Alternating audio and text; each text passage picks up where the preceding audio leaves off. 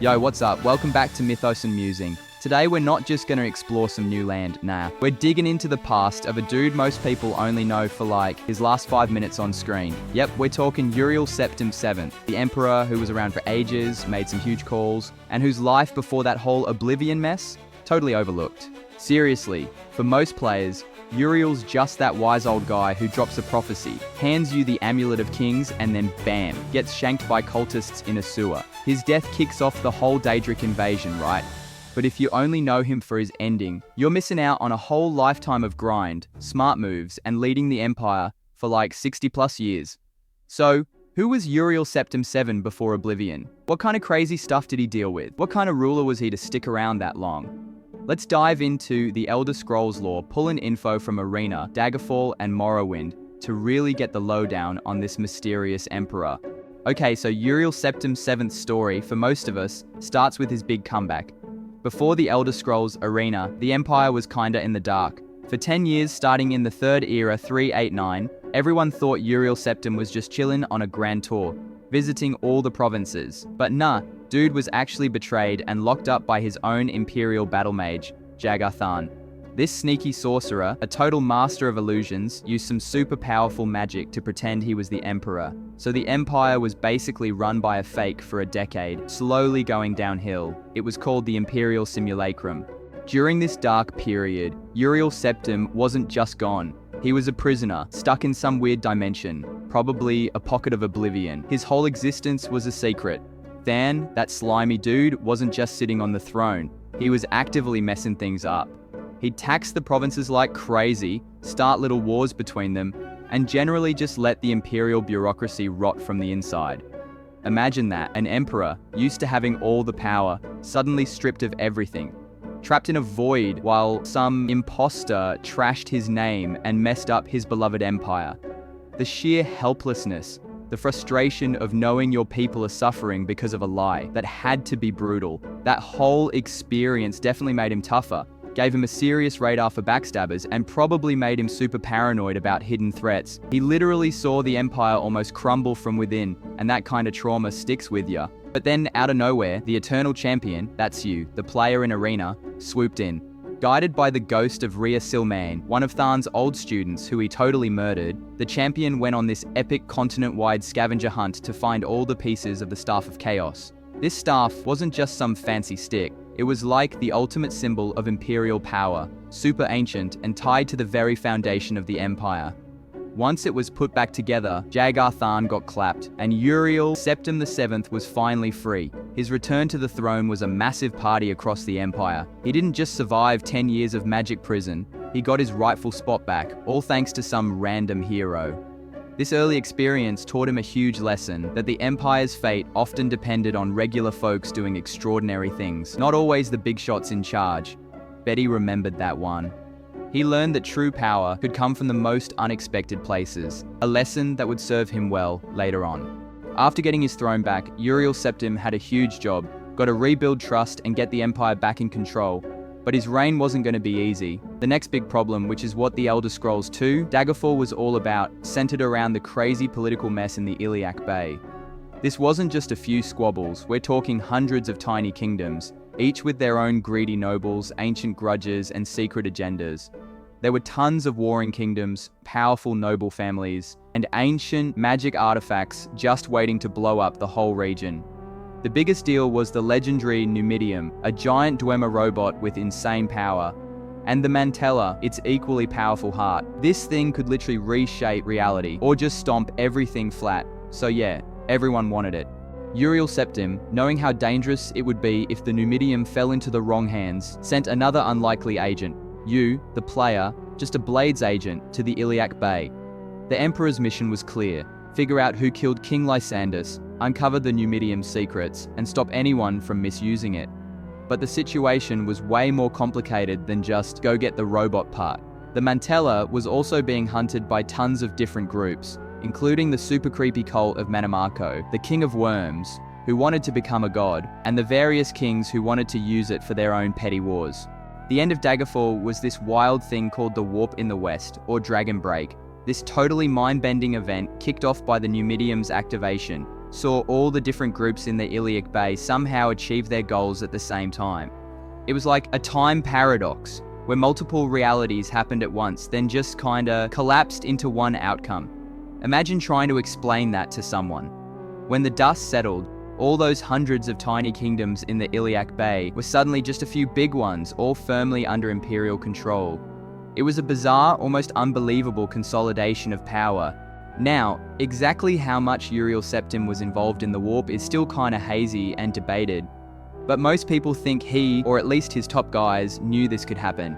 The Emperor, always the practical one, probably saw the Iliac Bay chaos as an opportunity. By letting all the groups fight over the Numidium, knowing how unstable that thing was, he basically set up a situation where the region would be forced to reshape itself, leading to more Imperial control and stability.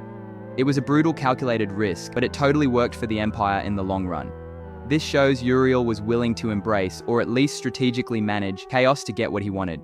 Pretty telling about his character as a ruler. He wasn't just some nice old guy, he was a seriously shrewd politician, playing the long game even when it meant a bit of cosmic weirdness. He understood that sometimes you gotta break a few eggs, or maybe even a few timelines, to make an omelette. By the time the Elder Scrolls III Morrowind rolled around, Uriel Septim VII had been on the throne for decades. He was a seasoned emperor facing new and ancient problems. His attention turned to Morrowind, that weird isolated province, especially the island of Vvardenfell. There was this nasty blight spreading from Red Mountain, powered by the ancient, evil Dagoth who was back from the dead. The Tribunal, the Dunmer's living gods, were getting weaker, and the Empire's hold on the province was shaky. This blight wasn't just a disease, it was a physical and spiritual corruption, turning people into insane monsters and twisting the very land. It was a threat that conventional military might couldn't just beat. It was a metaphysical problem that required a different kind of solution. Uriel, always on alert, knew Dagoth was a huge threat, not just to Morrowind, but to the whole Empire. And this is where Uriel Septim VII again showed how smart he was, and how he wasn't afraid to ditch the usual Imperial rules. Instead of sending legions of soldiers, he sent one single, seemingly insignificant person. You, the player, the Nerevarine. The Nerevarine was a prisoner, sent to Morrowind on a direct order from the Emperor. This wasn't random, nope. Uriel had been having prophetic dreams and visions, probably from Azura or some other gods, hinting at a hero who would fulfill an ancient prophecy and take down Dagoth These dreams weren't just vague feelings. They were often vivid, detailed glimpses of the future, guiding his hand. His decision to free a prisoner and send them on such a critical mission just shows how pragmatic he was and how much he believed in destiny, or at least in strategically using destiny's chosen. He knew some fights needed a champion, not an army, especially when dealing with ancient curses and divine prophecies. He trusted the whispers of fate, which is pretty wild for an emperor. Throughout the Nerevarines' whole adventure, Uriel Septim VII was kinda lurking in the background. Imperial agents, especially Caius Kazades from the Blades, were his eyes and ears guiding the Nerevarine and hooking them up with resources. Caius wasn't just a quest giver, he was Uriel's direct link, providing intel, training, and even a place to crash. Letters from the Emperor himself, though rare, confirmed he knew exactly what was going down and was directly involved in the Nerevarines' mission. He was the invisible hand, making sure a whole province, and by extension, the Empire, got saved. His foresight in seeing the Nerevarines' potential and his willingness to empower an outsider to tackle such a massive threat speaks volumes about his long-term vision and his understanding of the delicate power balance in Tamriel. He was a ruler who got the mystical stuff as well as the everyday grind, a leader who could adapt to threats way beyond just swords and shields. So, over all these decades and 3 huge games, a clear picture of Uriel Septim VII emerges. He wasn't some crazy conqueror or a mean tyrant, nah. He was a wise, practical, and super-burdened emperor. His experiences, from being locked up for a decade during the Simulacrum, to the calculated chaos of the warp in the West and that prophetic mission in Morrowind, they all shaped him into a ruler who knew how fragile peace was and how you gotta be constantly on guard to keep the Empire safe. He'd seen the worst of betrayal and the strangest of cosmic events, and he learned from every single one. He was a dude who learned to trust weird solutions, realizing not everything could be solved with brute force. His habit of using prisoners, the eternal champion, the agent, the Nerevarine, was proof of his strategic brain and his ability to spot and empower people who could do what armies couldn't. He didn't care about their past, he cared about their potential. He was a master of talking his way out of trouble and playing political games, able to navigate the super tricky political waters of Tamriel, while also dealing with crazy magic and Daedric threats. He balanced the mundane politics of the Elder Council with the esoteric prophecies of the Divines.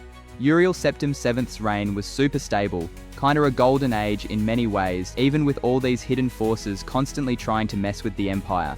He carried the weight of generations of Septim rulers, the legacy of Tiber Septim himself, and the responsibility for millions of lives. His decisions, even if they were sometimes a bit morally grey, were always made with the Empire's survival and success as the main goal. He was a man who understood power, the need for tough choices, and the subtle art of guiding destiny. He was a survivor, a strategist, and ultimately, a ruler who understood that the future of Tamriel often depended on a single, well-placed spark. His long reign wasn't just luck.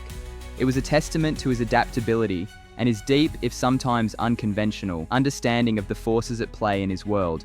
As the years went by, Uriel Septim VII got older, his wisdom grew, but so did the shadows. The threats he'd faced his whole life, sneaky battle mages, chaotic ancient artifacts, the blight of dark gods, they were just warm-ups for the biggest challenge yet. Even if he didn't fully grasp how huge Mehrunes Dagon's invasion would be, he definitely felt a growing darkness. His prophetic dreams kept coming, now focusing on the son of Akatosh and the coming crisis. He knew something massive was coming, something that would shake the very foundations of Tamriel, and he prepared for it in the only way he knew how, by trusting in destiny and empowering a new hero. His assassination right at the start of the Elder Scrolls IV. Oblivion wasn't just some random act, it was the end of a long calculated plot by the Mythic Dawn, a cult dedicated to Mehrunes Dagon, Uriel Septim VII, the emperor who dodged so many bullets, who'd outsmarted traitors, and basically played with destiny, finally met his end. But his death wasn't for nothing. It was the last desperate move of a wise ruler, setting everything in motion so a new hero, the champion of Cyrodiil, could rise up and save Tamriel. His final moments, handing over the Amulet of Kings, were the ultimate act of self-sacrifice for the empire he had served so faithfully for so long. So, next time you fire up the Elder Scrolls IV, Oblivion, don't just think of Uriel Septim VII as the dying emperor in the sewers. Think of him as the dude who ruled for over 6 decades, who survived betrayal, played chess with destiny, and kept the empire together through countless dangers. He was a super wise leader, had amazing foresight, and his character was shaped by the very history of Tamriel. His life before Oblivion was an epic tale all on its own, a testament to the Septim family's enduring spirit, and the complex, often hidden, burdens of wearing that ruby throne. What do you guys think about Uriel Septim VII's reign? Did you appreciate his role in the older games? Drop a comment below and let us know. If you dug this deep dive into Elder Scrolls lore, please hit that like button, subscribe to Mythos and Musing for more fantasy explorations, and smash that notification bell so you don't miss our next adventure. Thanks for hanging out. Until next time, may your journeys be legendary and your lore always lit.